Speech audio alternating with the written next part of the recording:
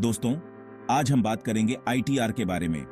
ITR यानी income tax return एक ऐसा दस्तावेज है जो हर उस व्यक्ति को भरना होता है जो किसी भी प्रकार की कमाई करता है। चाहे आप नौकरी करते हो, अपना खुद का व्यवसाय चलाते हो या फिर शेयर बाजार में निवेश करते हो, आईटीआर भरना आपके लिए अनिवार्य है। आईटीआर का मतलब है इनकम टैक्स रिटर्न। ये एक ऐसा फॉर्म है जो आपकी साल भर की कमाई और उस पर लगने वाले टैक्स का विवरण देता है। ये एक फॉर्म होता है जो हर उस व्यक्ति को भरना होता है जो कमाई करता है। चाहे आपकी कमाई वेतन से हो, व्यवसाय से हो या फिर निवेश से हो, आपको आईटीआर भरना आवश्यक है। क्या आप नौकरी करते हैं? अगर हाँ, तो आपको अपनी साल भर की कमाई का हिसाब किताब आईटीआर में देना होगा। क्या आपका अपना बिजनेस है? व्यवसाय से होने वाली कमाई का भी विवरण आईटीआर में देना होता है। या फिर आप शेयर मार्केट में इन्वेस्ट करते हैं, निवेश से होने वाली कमाई का भी हिसाब आईटीआर में देना होता है। अगर इनमें से किसी भी सवाल का जवाब हाँ है, तो आपको आईटीआर फाइल करना होगा।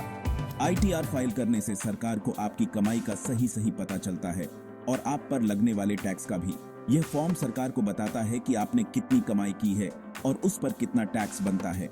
आईटीआर भरने से न केवल आप अपनी जिम्मेदारी निभाते हैं, बल्कि यह भी सुनिश्चित करते हैं कि आप पर कोई अतिरिक्त टैक्स न लगे। आसान भाषा में कहें तो आईटीआर आपकी कमाई का हिसाब किताब है जो आप सरकार को देते हैं। यह एक महत्वपूर्ण प्रक्रिया है जो हर नागरिक को पूरी करनी चाहिए। आईटीआर भरने से न केवल आप कानून का पालन करते हैं, बल्कि यह भी सुनिश्चित करते हैं कि आपकी कमाई का सही हिसाब सरकार के पास हो। आईटीआर भरने के लिए आपको कुछ दस्तावेजों की आवश्यकता होती है, जैसे कि आपका पैन कार्ड, आधार कार्ड, बैंक स्टेटमेंट और आपकी कमाई के स्रोतों का विवरण। यह प्रक्रिया थोड़ी जटिल हो सकती है, लेकिन आप चाहें तो किसी टैक्स सलाहकार की मदद ले सकते हैं। आजकल कई ऑनलाइन प्लेटफॉर्म भी उपलब्ध हैं जो आईटीआर भरने में आपकी मदद कर सकते हैं। आईटीआर भरने का एक और फायदा यह है कि अगर आपने ज्यादा टैक्स भर दिया है तो आपको रिफंड भी मिल सकता है। इसलिए दोस्तों, आईटीआर भरना न भूलें। यह न केवल आपकी जिम्मेदारी है, बल्कि आपके वित्तीय स्वास्थ्य के लिए भी महत्वपूर्ण है। तो चलिए आज ही अपने आईटीआर की प्रक्रिया शुरू करें और सुनिश्चित करें कि आप समय पर इसे पूरा कर लें। धन्यवाद। आईटीआर फाइल करना कानूनी रूप से अनिवार्य है। यह एक ऐसा दस्तावेज है जो आपकी आय और कर भुगतान का विवरण देता है। सरकार के नियमों के अनुसार हर व्यक्ति को अपनी आय का हिसाब देना होता है और इसके लिए आईटीआर फाइल करना जरूरी है। लेकिन सिर्फ इसलिए आईटीआर फाइल नहीं करते कि यह जरूरी है। इसके पीछे और भी कई महत्वपूर्ण कारण हैं जो इसे आवश्यक बनाते हैं। इसके कई फायदे भी हैं। आईटीआर फाइल करने से न केवल आप कानूनी रूप से सुरक्षित रहते हैं, बल्कि आपको कई वित्तीय लाभ भी मिलते हैं। सबसे पहला फायदा यह है कि इससे आपको सरकार से कई तरह की सुविधाएं मिलती हैं। सरकार द्वारा चलाई जा रही विभिन्न योजनाओं का लाभ उठाने के लिए आईटीआर एक महत्वपूर्ण दस्तावेज है। उदाहरण के लिए, अगर आपको लोन लेना है, वीजा बनवाना है या फिर कोई बड़ी प्रॉपर्टी खरीदनी है, तो आईटीआर आपके बहुत काम आएगा। बैंक और वित्तीय संस्थान आपके आईटीआर को देखकर ही आपको लोन या अन्य वित्तीय सेवाएं प्रदान करते हैं। इसी तरह, अगर आप विदेश यात्रा पर जाना चाहते हैं और वीजा के लिए आवेदन कर रहे हैं, तो आईटीआर आपके वित्तीय स्थिरता का प्रमाण होता है। इसके अलावा, अगर आप कोई बड़ी संपत्ति खरीदने की योजना बना रहे हैं, तो आईटीआर आपके वित्तीय स्थिति को दर्शाता है और यह प्रक्रिया को सरल बनाता है। दूसरा फायदा यह है कि अगर आपने ज्यादा टैक्स दे दिया है, तो आईटीआर फाइल करके आप उसे वापस पा सकते हैं। यह एक महत्वपूर्ण प्रक्रिया है जिससे आप अपने पैसे को वापस पा सकते हैं। आईटीआर फाइल करने से आप अपने अतिरिक्त कर का दावा कर सकते हैं और उसे वापस पा सकते हैं। यह आपके वित्तीय प्रबंधन को बेहतर बनाता है और आपको आर्थिक रूप से सुरक्षित रखता है। आईटीआर फाइल करना कोई बहुत मुश्किल काम नहीं है।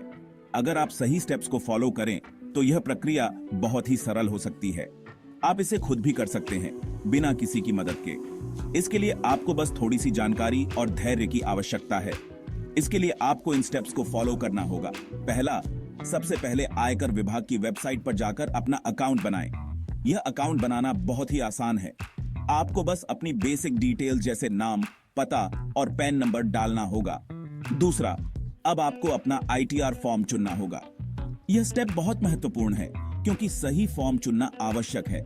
आपकी आय के स्रोत और कमाई के हिसाब से अलग अलग आईटीआर फॉर्म होते हैं। उदाहरण के लिए, अगर आपकी आय सैलरी, हाउस प्रॉपर्टी और अन्य सोर्सेज से है तो आपको आईटीआर 1 फॉर्म चुनना होगा। तीसरा, फॉर्म में अपनी सारी जानकारी सही भरें। यह स्टेप बहुत ही महत्वपूर्ण है क्योंकि गलत जानकारी देने पर आपको परेशानी हो सकती है। इसमें आपकी पर्सनल डिटेल्स, इनकम डिटेल्स और टैक्स डिटेल्स शामिल होंगी। ध्यान रखें कि सभी जानकारी सही और सटीक होनी चाहिए। चौथा, फॉर्म भरने के बाद उसे वेरीफाई करें और सबमिट कर दें। वेरिफिकेशन के लिए आपको ओटीपी या डिजिटल सिग्नेचर की आवश्यकता हो सकती है। बस इतना करते ही आपका आईटीआर फाइल हो जाएगा। आपको एक कॉन्फर्मेशन मैसेज मिलेगा जिसमें आपके आईटीआर सबमिशन की डिटेल्स होंगी। इसके बाद आप अपने ईमेल में भी आईटीआर सबमिशन की कॉन्फर्मेशन देख सकते हैं। यह कॉन्फर्मेशन आपके फ्यूचर रेफरेंस के लिए बहुत महत्वपूर्ण है।